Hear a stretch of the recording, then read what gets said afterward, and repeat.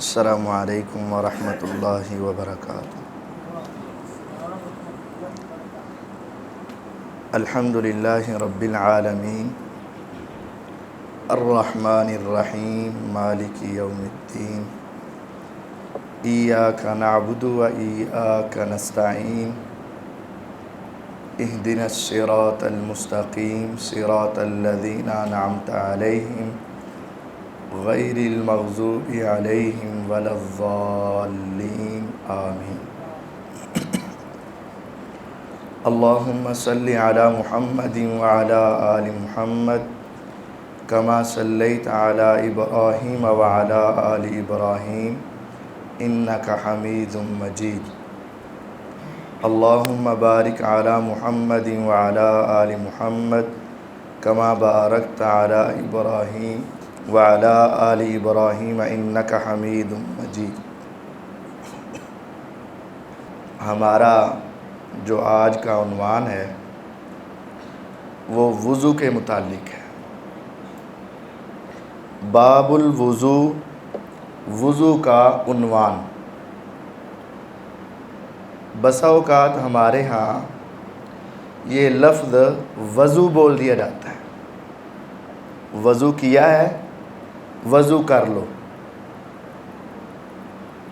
وضو جو ہے یہ اس پانی کو کہتے ہیں جس کے ساتھ وضو کرنا ہے۔ واو پر پیش ہو تو یہ وہ عمل ہے جو ہم نے اللہ کی قربت کے لیے اختیار کرنا ہے، اور واو پر زبر ہو تو اس کا مطلب ہوتا ہے وہ پانی یا وہ کام کرنا جو ہم کرتے ہیں، ہاتھ دھوتے ہیں، منہ میں پانی ڈالتے ہیں، اس کو وضو بولتے ہیں، واو کے ضمہ کے ساتھ وضو۔ اور جو پانی ہے وہ ہے وضو۔ اور بعض تو یہاں تک کہتے ہیں جس برتن میں کوئی پانی ہوتا ہے جس کے ساتھ وضو کرنا ہے اس کو وضو کہتے ہیں، واو کے نیچے زیر۔ تو پھر یہاں تک بھی بنایا ہے وضو کو وضو میں ڈال کر وضو کرو، وضو کو وضو میں ڈال کر وضو کرو۔ تو آج ہمارا جو عنوان ہے وہ ہے وضو کے حوالے سے۔ پہلے تو ہم وہ روایات جو امام ابن حجر العسقلانی رحمہ اللہ نے نقل کی ہیں وہ ساری روایات پڑھیں گے، ایک یا دو درس میں ہو جائیں گی۔ پھر اس کے ساتھ ساتھ جو ایسے مسائل جو یہاں نہیں بتائے گئے ان کے اوپر بھی انشاءاللہ ہم وضاحت کریں گے۔ اس باب کی پہلی حدیث ہے سیدنا ابو ہریرہ رضی اللہ تعالی عنہ کی۔ ابو ہریرہ رضی اللہ عنہ یہ ان کی کنیت ہے، اصل نام ان کا ابو ہریرہ نہیں ہے۔ اصل نام ان کا پھر کیا ہے؟ معروف نہیں ہے۔ کون بتائے گا کیا ہے؟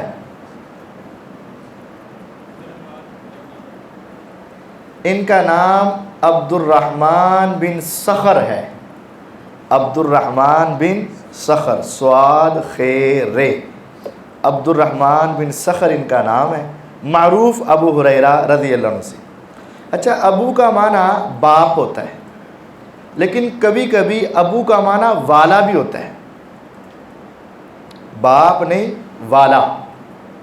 جیسے ابو الاعلی مودودی، آپ نے نام سنا ہے نا؟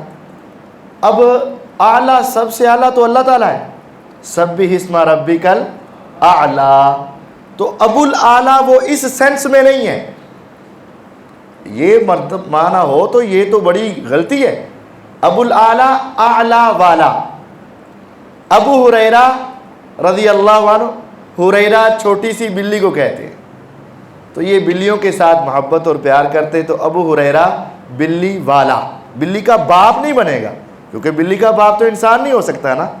تو یہ ابو ہریرہ رضی اللہ عنہ بلی والے۔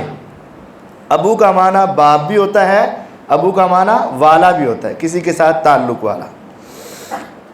ابو ہریرہ رضی اللہ تعالیٰ عنہ بیان کرتے ہیں الرسول اللہ صلی اللہ علیہ وسلم، جناب رسول اکرم صلی اللہ علیہ وسلم نے ارشاد فرمایا لولا ان اشک علی امتی، اگر میں اپنی امت پر مشقت نہ سمجھوں، لَأَمَرْتُهُمْ، تو ضرور میں ان کو حکم دے دیتا، بالسواک، مسواک کرنے کا، مع کل وضوء، ہر وضو کے ساتھ۔ یہ روایت موطا امام مالک میں ہے، احمد میں ہے، مسند احمد میں، سنن نسائی الکبریٰ میں، اور یہ بخاری کے اندر بھی ہے۔ بخاری میں اس حدیث کا نمبر 1934 حدیث سے پہلے اس کو ذکر کیا گیا، 1933 کے بعد اور 34 سے پہلے درمیان میں۔ یہ حدیث اب آپ غور کریں، اس سے کئی مسئلے سمجھ آئیں گے۔ آپ نے فرمایا اگر میں اپنی امت پر مشقت نہ سمجھوں نا تو ضرور میں ان کو مسواک کرنے کا حکم دے دوں ہر وضو کے ساتھ۔ اس کا مطلب آپ کا جی چاہتا تھا کہ لوگ ہر وضو کے ساتھ مسواک کریں، لیکن اگر آپ حکم دے دیتے تو فرض ہوتا۔ آپ کا حکم کیا ہوتا؟ فرض۔ اگر پھر کوئی چھوڑتا تو اس کو کیا ہونی تھی؟ سزا، گناہ ہونا تھا۔ تو آپ نے امت کی مشقت کا خیال رکھا، کیوں؟ وما ارسلناک الا رحمت للعالمین، آپ دو جہانوں کے لیے رحمت بن کر آئے۔ کوئی بھی مسئلہ جو امت کے لیے دشوار ہوا آپ نے وہ فرض نہیں کیا، تو جو فرض کیے ہیں اس کا مطلب وہ دشوار نہیں۔ اب ہمیں بعض مسئلے سخت لگتے ہیں، اے جی بڑا مشکل مسئلہ ہے، اے کم تے بڑا مشکل ہے۔ حالانکہ اگر مشکل ہوتا، اگر مشقت والا ہوتا تو میرے نبی علیہ السلام اس کو فرض نہ کرتے۔ جو چیزیں فرض ہیں اس کا مطلب ہے کہ وہ مشقت والی نہیں، ہر انسان کی طاقت میں ہے اور کر سکتا ہے۔ اگر نہیں کر رہا یا مشکل لگ رہے ہیں تو اس کے ایمان کی کمزوری، اس کے ایمان کی کمزوری۔ ہاں مسواک ہر وضو کے وقت انسان کے لیے مشکل ہو سکتی تھی، سفر میں ہے، علاقہ ایسا ہے جہاں مسواکیں نہیں ہیں، بیمار ہے، گھر میں ہے، کون لا کر دے اس کو، عورتوں کے لیے بھی یہ مسائل، وضو تو سب کے لیے فرض ہے، تو یہ کئی مشکلات پیش آ سکتی تھی۔ آپ نے امت کی مشقت کا خیال رکھا تو کہا مشقت نہ ہوتی تو میں ضرور حکم دے دیتا۔ لیکن افسوس یہ ہے کہ ہم نے اس مسئلے کو اب بالکل ہی چھوڑ دیا۔ ایسا بھی ہے کہ نہیں؟ اگر ہمارے سامنے 100 سے زائد افراد ہوں، 200 کے قریب ہوں، تو میرا خیال ہے کہ شاید 20-25 کے پاس ہی مسواک نکلے گی اور باقی اس سے محروم ہوں گے۔ ہم نے اس کو کوئی ایکسٹرا ہی مشقت سمجھ لیا ہے، نہیں ایسا نہیں ہونا چاہیے۔ یہاں سے پتہ چلتا ہے کہ وضو سے پہلے مسواک کرنا بہت اہم ہے اور بڑا ضروری ہے، اس کے ساتھ نماز کے ثواب میں اضافہ ہے۔ اور ایک روایت تو میں نے الجامع الصغیر کے اندر پڑھی تھی، نبی علیہ الصلوۃ والسلام نے ارشاد فرمایا جو شخص صبح تہجد کے وقت وضو کر کے، مسواک کر کے جو اس وقت قرآن کی تلاوت کرتا ہے، آسمان کے فرشتے آ کے اس کے چہرے کا بوسہ لیتے ہیں، ہونٹوں کا بوسہ لیتے ہیں کہ اس کے وضو کیے ہوئے ہونٹوں سے قرآن کی تلاوت ہو رہی۔ اما جان عائشہ رضی اللہ عنہ سے پوچھا گیا آپ جب گھر میں تشریف لاتے سب سے پہلے کیا کرتے؟ کہنے میں سلام اور کرنے میں کیا کرتے؟ آپ سب سے پہلے مسواک کرتے تھے۔ تو یہ مسواک بہت ضروری عمل، بہت اہمیت کا عمل، لیکن ہمیں اس کے بارے میں خصوصی توجہ کرنی چاہیے۔ اچھا، بعض لوگوں نے مسواک کو بڑا مشکل بنا دیا۔ کیا ہے؟ ایک بلش سے چھوٹی نہ ہو اور اتنی لمبی ہو، زیادہ لمبی ہو گئی تو شیطان جھولے لے گا، چھوٹی ہو گئی تو مکروہ ہو جائے گی، پانی کے بغیر کریں گے تو گناہ ہوگا، ایسے ہے ویسے ہے، عجیب و غریب ساری شکلیں بنا رکھی ہیں۔ مسواک کے حوالے سے کوئی شرط نہیں، کسی درخت کی ہو، کیا شاید ہو، کیا موٹائی ہو، لمبائی ہو، چوڑائی ہو، کیا ہو، یہ کوئی قید نہیں ہے، بس مسواک کرنی ہے، یہ بات ہے۔ کب کرنی ہے؟ دو طرح کی احادیث صحیح بخاری میں، ایک یہ ہے مع کل وضو، ہر وضو کے وقت، یہ حدیث 1934 سے پہلے ہے، اور بخاری میں ہی 887 نمبر حدیث ہے مع کل صلاۃ، ہر نماز کے وقت، ہر نماز کے وقت مسواک۔ یہاں یہ بات بسا اوقات انسان ایک وضو کرتا ہے، اس کے ساتھ دو نمازیں اکٹھی پڑھ لیتا ہے، وضو درمیان میں نہیں ٹوٹا، 3 نمازیں بھی بسا اوقات سردیوں میں ہو جاتی ہیں، تو پھر اس کے لیے وضو تو ایک کیا اس نے، تو وہ کیا کرے، وضو چاہے دوبارہ کرے یا نہ کرے، ہر نماز کے وقت مسواک کر لیا کرے۔ اور بعض صحابہ کے بارے میں آتا ہے کہ انہوں نے اپنی مسواک اپنے کان کے اوپر، جیسے ایک پینٹر کاتب یہاں قلم رکھتا ہے نا، وہ اپنی مسواک یہاں رکھا کرتے تھے، اور اس حدیث کے پیش نظر ہر نماز کے وقت، حالانکہ آپ نماز کے لیے آ رہے وہ بھی نماز کا وقت ہی ہے، لیکن وہ حدیث کے الفاظ پر اتنا عمل کرتے کہ جب نماز شروع کرنے لگتے نا، اس وقت مسواک کر کے ہلکا سا منہ میں اس کو پھیر کر جیب میں ڈالتے یا کان پہ رکھتے اور نماز شروع کرتے۔ یعنی صحابہ بہت اہتمام کرتے تھے۔ تو ہمیں بھی وضو سے پہلے، نماز سے پہلے، جس وقت بھی ممکن ہو، مسواک کرنے کی پوری کوشش کرنی چاہیے۔ ہاں، مسواک کی فضیلت کے حوالے سے ایک معروف روایت ہے کہ 70 نمازوں کا ثواب ملتا ہے۔ اگر بغیر مسواک کے نماز پڑھیں اور مسواک کے ساتھ پڑھیں تو 70 نمازوں کا ثواب۔ وہ روایت سند کے اعتبار سے درست نہیں۔ اب کتنی نمازوں کا ثواب ہے اللہ ہی بہتر جانتا ہے، بہرحال ثواب کے اندر اضافہ ضرور ہوتا ہے۔ یہ پہلی حدیث مسواک کے حوالے سے۔ دوسری بات نیت ہے۔ وضو کے لیے نیت کا کرنا ضروری ہے، اور یہاں ایک بہت بڑا مسئلہ حل ہو جاتا ہے۔ حدیث میں ہے انما الاعمال بالنیات، صحیح بخاری کی پہلی حدیث۔ اعمال کا دار و مدار کس پر ہے؟ نیتوں پر ہے۔ اعمال میں نماز بھی عمل ہے، وضو بھی عمل ہے، روزہ بھی عمل ہے، زکوٰۃ بھی عمل ہے، حج بھی عمل ہے، یہ سارے اعمال، اور تمام اعمال کا دار و مدار کس پر ہے؟ نیت پر ہے۔ اب نیت، اگر میرے بعض دوستوں نے وضو اور نماز کے لیے بنا رکھی ہے تو ان سے محبت کے ساتھ یہ بھی پوچھا جائے کہ چلیں میں آپ کے ساتھ تھوڑا سا چلتا ہوں، میں نے نماز پڑھنی ہے، نماز کی نیت تو مجھے آتی ہے، تو اس سے پہلے وضو کرنا ہے۔ تو پیارے بھائی، وضو کی نیت کیا ہے؟ وہ بھی تو ایک عمل ہے، کیونکہ اگر وضو نہ ہوا تو نماز نہیں ہوگی۔ وضو ہونا ضروری ہے، اور ہر عمل کے لیے نیت ہونا ضروری ہے۔ اس وضو کی نیت کیا ہے؟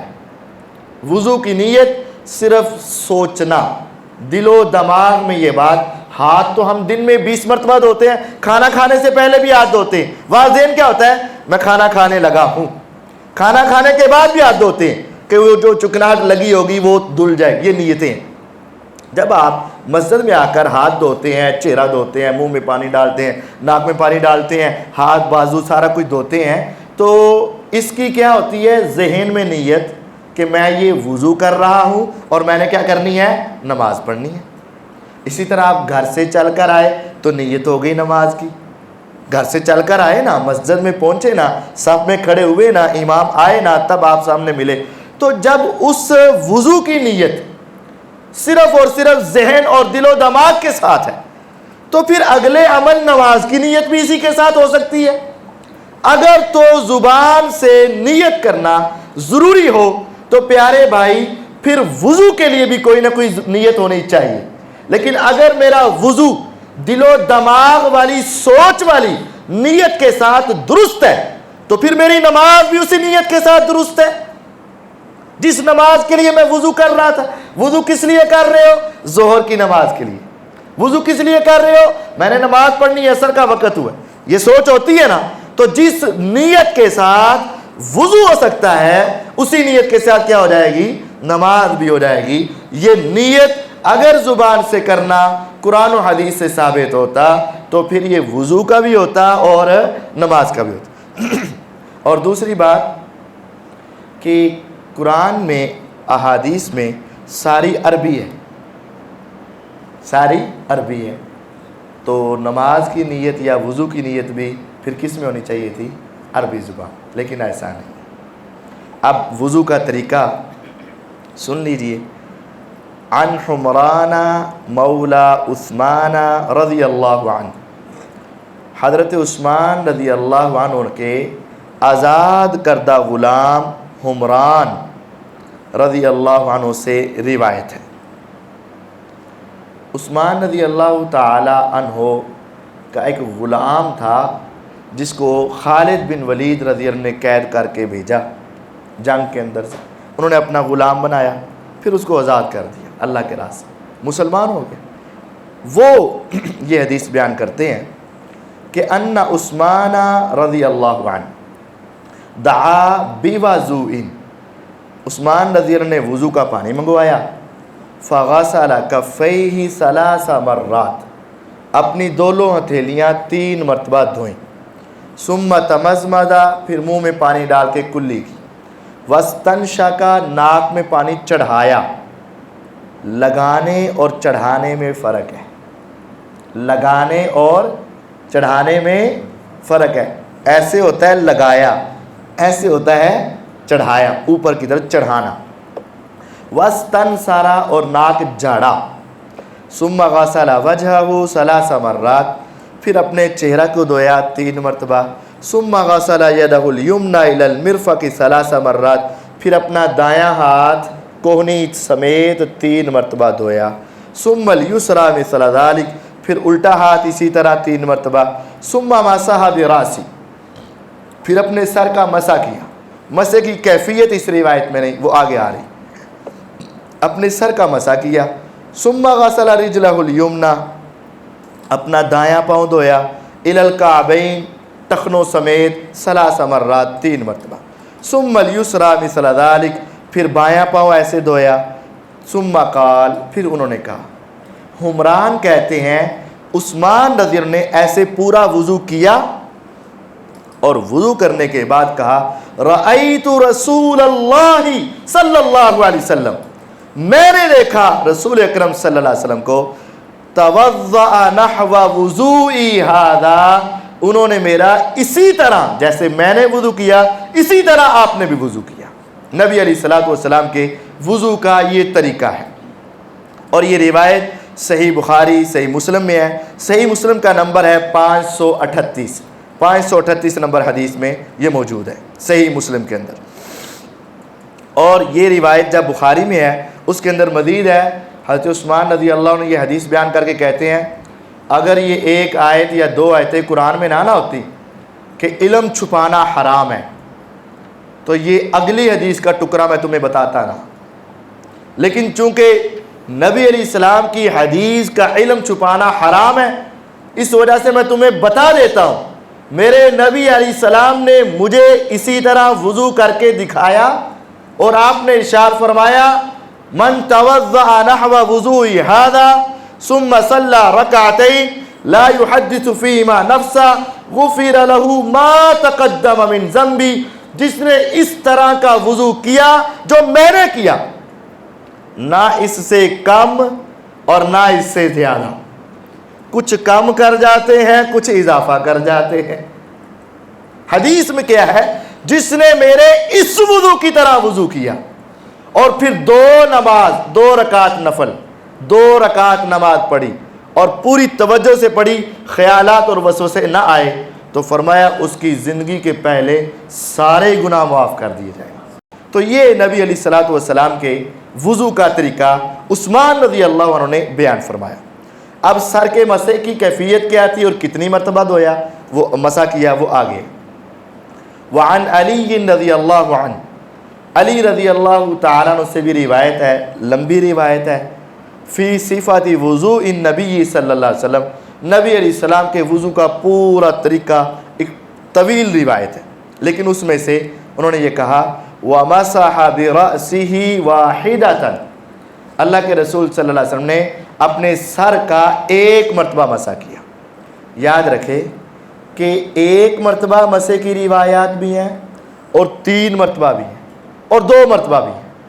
1 مرتبہ، 2 مرتبہ، 3 مرتبہ۔ 3 مرتبہ کی روایات کے بارے میں علماء کا اختلاف ہے کہ وہ صحیح ہیں یا ضعیف، لیکن اکثر محدثین کے ہاں 3 مرتبہ مسح کی روایات ضعیف ہیں۔ اسی وجہ سے آگے یہ روایت ابو داود میں ہے 111 نمبر حدیث، اور یہ روایت ترمذی میں ہے، نسائی میں ہے، اور امام ترمذی رحمہ اللہ فرماتے ہیں انہو اصح شیء فی الباب، یہ جو حدیث ہے نا ایک مرتبہ مسح کیا، یہ اس مسئلے میں سب سے صحیح روایت ہے، سب سے صحیح۔ 2 والی بات بھی 3 والی بات بھی نہیں، ایک مرتبہ مسح کیا اور یہ سب سے صحیح روایت ہے۔ سر کا مسح کتنی مرتبہ ہے؟ 1 مرتبہ۔ کیفیت کیا ہے؟ طریقہ کیا ہے؟ طریقہ آگے آ رہا ہے۔ ایسے اپنے ہاتھ ایسے رکھے، انگلی بھی ساتھ ملا کے رکھنی ہے، انگوٹھا بھی ساتھ ملا کے رکھنا ہے۔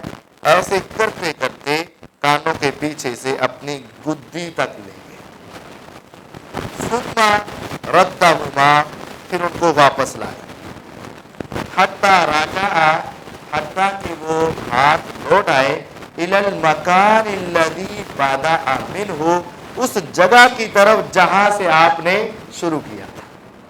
یہاں سے شروع کیا، پیچھے لے گئے گدی تک، یہاں سے ہی یہاں تک لے کر واپس آئے۔ اب 2-3 باتیں ہیں۔ ہمارے کچھ دوست ایسے کرتے ہیں، یہ انگلی اور یہ انگوٹھا ساتھ لگنے نہ پائے، ایسے کر کے مسح کرتے ہیں۔ بھئی یہ تم نے انگلی اور انگوٹھا کیوں بچایا ہے؟ کہتے ہیں کہ میں نے ان کے ساتھ کانوں کا مسح کیا۔ تو بھائی وہ تو بعد میں بھی ہو سکتا تھا مسح۔ کہتے اگر یہ پانی یہاں یوز ہو گیا، استعمال ہو گیا، تو پھر یہ کانوں کی طہارت کا ذریعہ نہیں بنے گا۔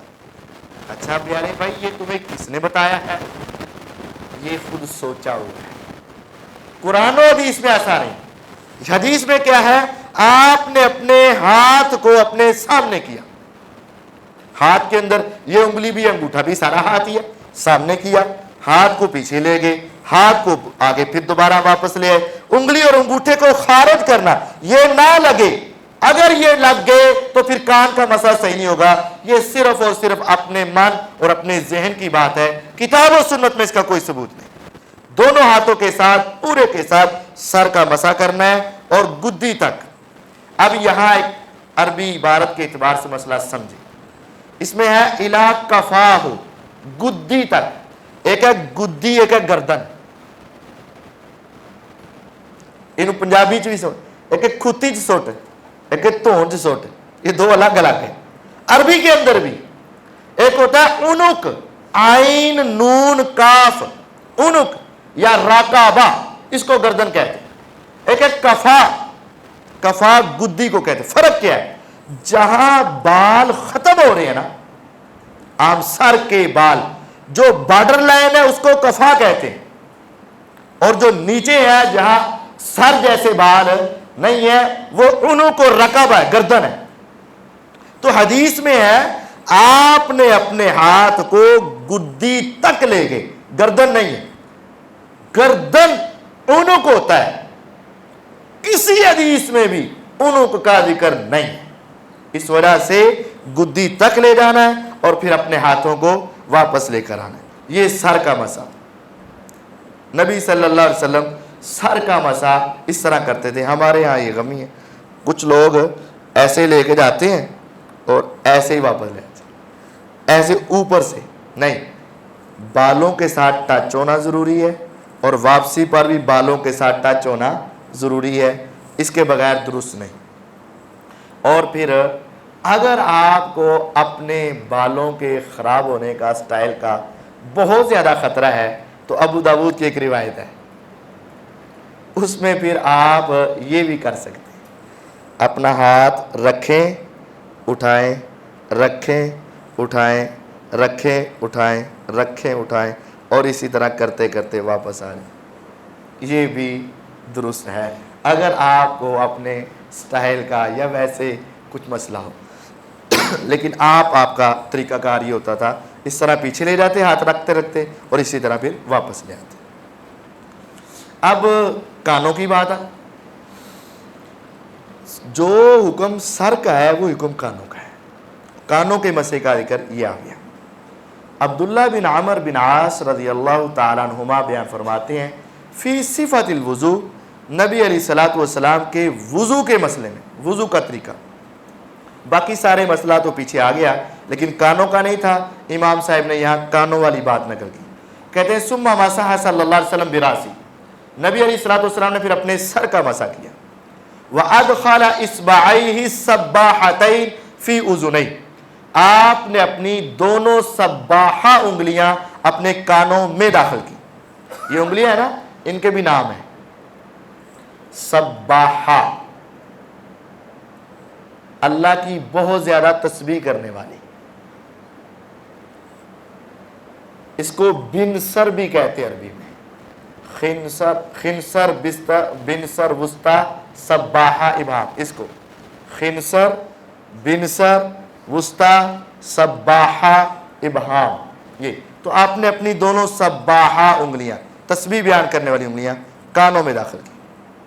وَمَسَحَ بِإِبْهَامَيْهِ، اور اپنے انگوٹھوں کے ساتھ مسح کیا، عَلَى ظَاهِرِ أُذُنَيْهِ، اپنے کان کے ظاہر حصے کا، یہ انگوٹھے ہیں، یہ کان کی لو کے نیچے لے جائیں، پیچھے سے گھماتے ہوئے اسی طرح اوپر تک آ جائیں، صرف ایسے پکڑ کر ہلا دینا یہ کافی نہیں ہے، انگلیاں پہلے داخل ہوں گی، پھر اندر ساری گھومیں گی، جو یہ سارے ٹریک اور راستے ہیں ان کے اندر گھومیں گی، اور پھر یہ انگوٹھے کے ساتھ نیچے سے ہو کر اوپر تک واپس آئیں۔ یہ آپ نے اپنے کان کا مسح کیا۔ ابو داود کے اندر یہ روایت 135 نمبر حدیث میں موجود ہے۔ تو یہ وضو کا ایک طریقہ بیان ہو گیا، جس کے اندر کان کا مسح بھی آ گیا، سر کا مسح بھی آ گیا، اور باقی سارا بھی آ گیا۔ اگلی حدیث ہے، ابو ہریرہ رضی اللہ تعالیٰ عنہ فرماتے ہیں کہ رسول اللہ صلی اللہ علیہ وسلم نے فرمایا، اذا استيقظ احدكم من منامه فليستنثر ثلاثا، جب تم میں سے کوئی ایک نیند سے بیدار ہو نا، اٹھا ہے ابھی، تو وہ اپنا ناک 3 مرتبہ جھاڑے وضو کے پہلے۔ فإن الشیطان یبیت علی خیشوم، شیطان اس کے خیشوم، ناک کے اوپر والے بانسے میں، اوپر والے حصے میں رات گزارتا ہے۔ متفق علیہ، بخاری مسلم کی یہ روایت ہے، اور یہ مسلم میں 564 نمبر حدیث موجود ہے۔ اب یہ کیا ہے، انسان جب سوتا ہے نا تو شیطان یہاں رات گزارتا ہے، جب آپ اٹھے نا تو بستر پر بیٹھے بیٹھے ویسے ہی ایسے کر دیں تو وہ شیطان کے شیطانی اثرات گر جائیں گے۔ شیطان بیٹھا تھا، وہ اپنی چھونی بنا رہا تھا، اپنا ٹھکانہ بنا رہا تھا، اس کے آپ کے جھاڑنے سے ہی آدھی سستی آپ کی ختم ہو جائے۔ بعض طالب علم اور دوسرے ہیں نا جن سے اٹھا نہیں جاتا، اٹھ کے پہلا بستر تے بہن دینے، 5-7 منٹ ادھر ادھر ویکھ دینے، پھر سوچ دینے اٹھیے کہ نہ اٹھیے۔ تو ان کے لیے یہ ایک خاص نسخہ ہے کہ اٹھے تو ناک فوراً جھاڑیں، شیطانی اثرات ختم۔ یہ حدیث ہے، نبی علیہ الصلوۃ والسلام نے ہم سب کو یہ کہا، جب تم میں سے کوئی ایک بیدار ہو تو اپنا ناک جھاڑے، شیطان اس کے ناک کے بانسے میں رات گزارتا ہے۔ صحیح مسلم 564 نمبر حدیث۔ اب اٹھ کر آیا ہے، وضو میں نا کئی چیزیں تھیں نا، وضو کرنا تھا تو فجر کا وضو عموماً انسان یا تہجد کے وقت سویا اٹھتا ہے۔ پھر آپ نے فرمایا اذا استيقظ احدكم من نومه، جب تم میں سے کوئی ایک نیند سے بیدار ہو، فلا يغمس يده في الاناء، اپنا ہاتھ سیدھا جا کے برتن میں داخل نہ کر دے، اس میں نہ ڈبوئے، حتی یغسلها ثلاثا، پہلے ہاتھ کو 3 مرتبہ دھوو، فإنه لا يدري أين باتت يده، اس کو نہیں پتا کہ رات ہاتھ کہاں کہاں گزارتا رہا، کہاں کہاں لگ گیا۔ یہ روایت صحیح مسلم میں 643 نمبر حدیث موجود ہے۔ اب یہ کیا ہے، ہمارے لیے تو اب آسانیاں ہیں کہ ٹوٹی کھولتے ہیں تو پانی آ جاتا ہے۔ پہلے وقت میں کیا تھا، رات کو پانی جمع کر کے رکھنا پڑتا تھا، دور دراز سے لانا پڑتا تھا، ڈول میں ڈبے میں پانی رکھا ہوتا تھا، کسی بالٹی وغیرہ میں، اسی سے سارا کچھ کرنا ہے۔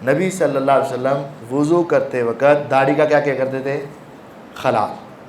تو جنہیں داڑھی رکھی نہیں وہ اس حدیث سے عمل کیا نہیں کریں گے. جن کی آئی نہیں وہ تو بچ جائیں گے کہ اللہ میاں میری ہے ہی نہیں سی. تو جی جان بوجھ کے نہیں رکھی وہ کی کرے گا؟ یہ تو وضو کا آپ کا طریقہ تھا نا. بہرحال اس پر بھی غور کرنا چاہیے. دوسری بات یہ کہ خلال کیسے کرنا ہے. آپ ایک چلو لیں، پانی کا چلو لیں اور تھوڑی کے نیچے رکھتے اس طرح انگلی پھیر لیتے بس. بعض دوست نا پوری داڑھی تر کرنا یہ ضروری سمجھتے ہیں، حالانکہ جو فیس نظر آ رہا ہے، چہرہ نظر آ رہا ہے، یہاں پانی لگ جائے، اندر سے کوئی قطرات بہہ کر چلے جائیں ٹھیک ہے، نہ آ جائیں پھر بھی ٹھیک ہے. اب جو ظاہر داڑھی والا حصہ ہے یہاں پانی کا ایک چلو لے کر تھوڑی کے نیچے رکھیں، اس طرح کریں بس. یہ سائیڈ سے ساری داڑھی، یہ ساری داڑھی اور نیچے سے آخر تک بھگونا، گیلا کرنا، یہ کوئی وضو کا طریقہ نہیں ہے. اسلام میں سختی اس طرح کی نہیں ہے، اور خصوصاً سردیوں میں تو یہ بڑا مسئلہ بن جاتا ہے. تو جو نظر آ رہا ہے اس کو دھونا ضروری ہے، اور جو داڑھی کے نیچے چھپا ہے اس کا خلال کر لینا ہے بس. ہاں جن کے نہیں ہے ان کا اوپر ماتھے سے لے کر نیچے ہنسلی تک، تھوڑی کے نیچے اندر تک، چہرہ نا ایسے اندر بینڈ ہوتا ہے تو سیدھا گردن تک جو جاتا ہے نا حصہ نیچے والا وہ سارا دھونا چاہیے. ادھر ایک کان سے لے کر دوسرے کان تک یہ پورے چہرے کا دھونا ضروری ہے. لیکن اگر داڑھی ہے تو پھر سامنے والا فیس دھوئیں اور ایک چلو لیں اور اس کے نیچے رکھ کے بس خلال کر لیں، یہی کافی ہے. اسی کے ساتھ وضو ہو جائے گا. عبداللہ بن زید رضی اللہ تعالیٰ عنہ سے روایت ہے ان نبی صلی اللہ علیہ وسلم کہ نبی صلی اللہ علیہ وسلم کے پاس اوتی بثلثی مد، آپ کے پاس ایک مد کے 2/3 حصے لائے گئے. فجعل یدلک ذراعیہ، آپ اپنے بازو وغیرہ اچھے طریقے سے مل رہے تھے، آپ نے وضو کیا. یہ روایت ابن خزیمہ میں 118 نمبر حدیث ہے. اب وضو کے اندر یہ آیا تھا پہلے کہ آپ نے بازو دھوئے، یہاں یدلک ذراعیہ صرف پانی نہیں مارا بلکہ اس کو اپنے ہاتھ کے ساتھ کیا کیا ہے؟ ملا بھی ہے، رگڑا بھی ہے، یعنی اس کو ایسے ایسے ملنا بھی ہے. یہ بھی نبی علیہ السلام کی سنت ہے. اور یہاں ایک بات آئی ہے، آپ کے پاس 2/3 مد پانی لایا گیا. یہ کیا چیز ہے؟ اب یہ مسئلہ سمجھیں، پھر انشاءاللہ باقی باتیں ہم اگلے درس میں کریں گے. عرب کے اندر کچھ وزن ہے، جس طرح ہمارے یہاں ہے نا 1 کلو 2 کلو 40 کلو دا 1 من. 1 کلو میں کتنے ہوتے ہیں پاؤ؟ 4 پاؤں دا 1 کلو. 1 پاؤں میں کتنے گرام ہوتے ہیں؟ 250 گرام، یعنی 1000 گرام دا 1 کلو. عرب کے اندر بھی ایک چلتا ہے سا، سواد الف عین سا. ایک سا میں 4 مد ہوتے ہیں. جس طرح ہمارے یہاں 1 کلو میں 4 پاؤ ہوتے ہیں نا، ان کے ایک سا میں کیا ہوتے ہیں؟ 4. ان کا سا بڑا ہے، ہمارا کلو جو ہے نا یہ چھوٹا ہے. اس سا کے اندر 2 کلو 100 گرام، کتنے 100 گرام ہو گیا؟ 2100 گرام ایک سا میں آتا ہے. ہوتا ہے نا صدقہ فطر، جب آپ نے فطرانہ دینا ہے تو 1 سا دینا ہوتا ہے، گندم کا، جو کا، کشمش کا، کسی بھی چیز کا. کتنا دینا ہوتا ہے؟ 1 سا ہر ایک کی طرف سے. وہ سا کیا ہوتا ہے؟ وہ یہ ہے، ان کا ایک پیمانہ ہے 1 سا، اور اس کے اندر ہمارے اعتبار سے کتنی چیز ڈلتی ہے؟ 2100 گرام. 2 کلو 100 گرام. 1 سا میں کتنے مد ہوتے ہیں؟ 4. گویا کہ اب اس 1 مد کا وزن کتنا بن جائے گا؟ اب 200 یعنی 2100 کو 4 حصوں میں تقسیم کرو، کتنے بن گئے؟ 525 کا 1 مد ہوا. 525 525 1050 کے کتنے مد ہو گئے؟ اور 2100 کے یعنی 2100 کے کیا ہو گئے؟ 4 مد. اچھا، ایک ہوتا ہے 1/2 مد یعنی 1/2 سا. اگر ہم یہ 4 حصے کرتے ہیں نا ایک سا کے، تو پھر تو آ جاتا ہے 1 مد 2 مد 3 مد 4 مد۔ اگر ہم اس کے 3 حصے کرتے ہیں، 3 حصے کرتے ہیں یعنی 3 حصے کرنے، پھر یہ بنے گا 700 گرام 700 گرام 700 گرام، 7 7 14 7 21۔ نبی علیہ السلام کے پاس جو اس وقت پانی لایا گیا نا 2/3، اس کا مطلب 2/3 حصے 1400 گرام پانی لایا گیا۔ سمجھ آئی بات کی؟ اب یہ سمجھیں، یہ میں آپ کے لیے لایا ہوں،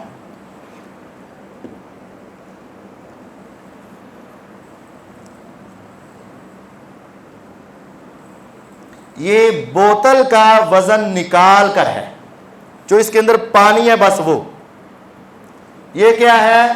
1 مد پانی یہ ہے،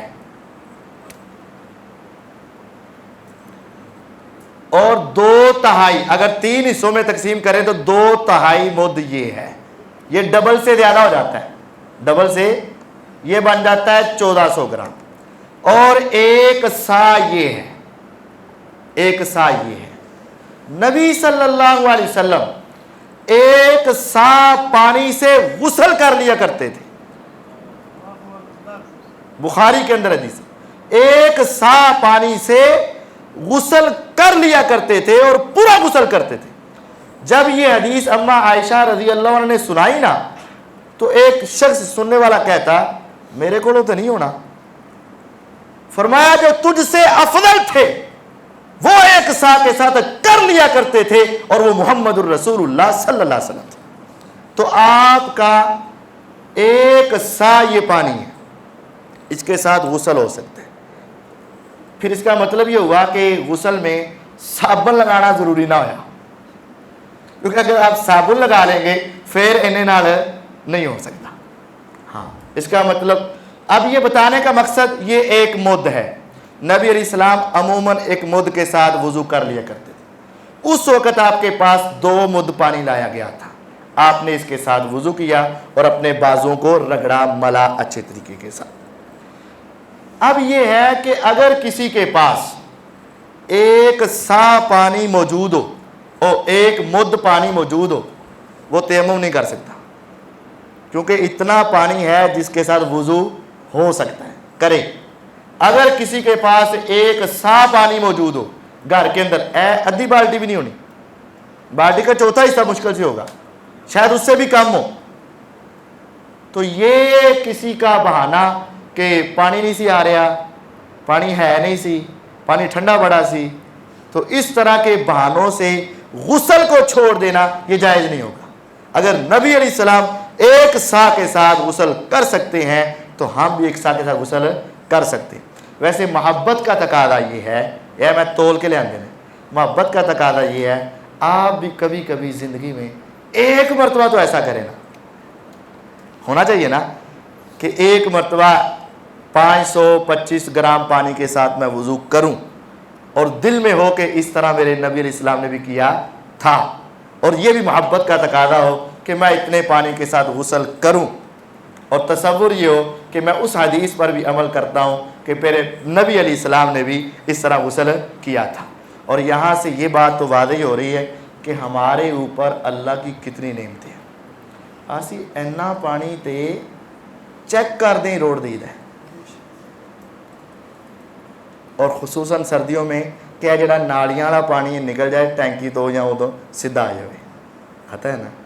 اس کی قدر اس وقت ہوتی ہے جب 2-2 میل اور 4-4 میل کے فاصلے سے سر پہ اٹھا کر لائی جائے نا بوتل اور ڈبے، تو پھر اتنا پانی کبھی ضائع نہیں ہوتا ہے۔ انشاءاللہ وضو کے اگلے مسائل اور غسل کے مسائل اگلے درس میں بیان کریں گے۔